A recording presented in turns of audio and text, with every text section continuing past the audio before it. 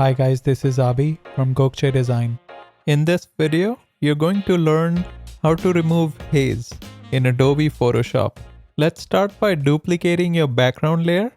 Next, right-click and convert to Smart Object so we can modify it non-destructively. Double-click on the thumbnail to open the Smart Object in its own tab. Click on Image in the top menu and choose Lap Color from the Mode drop-down.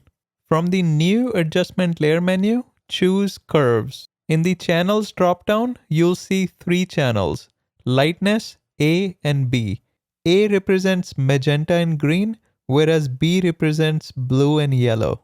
Select the A channel and drag the black point towards the right and the white point towards the left.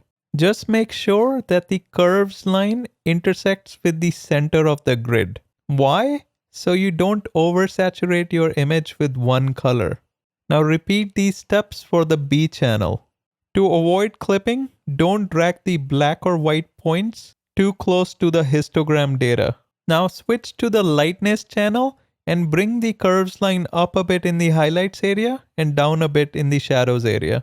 Click on File in the top menu and hit Save. Now go back to the original tab and bring in a curves adjustment layer. Remember, we're back in the RGB color space now. Change the blend mode of this layer to linear burn. Use the Control or Command I shortcut to invert the layer mask. With the foreground color set to white, select the brush tool from the toolbar.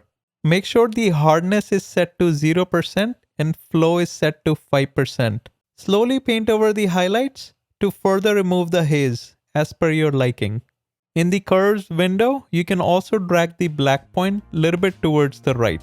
Finally, let's look at the before and after images. Looks good to me. Make sure you like, subscribe, and turn on the notification bell. Until next time.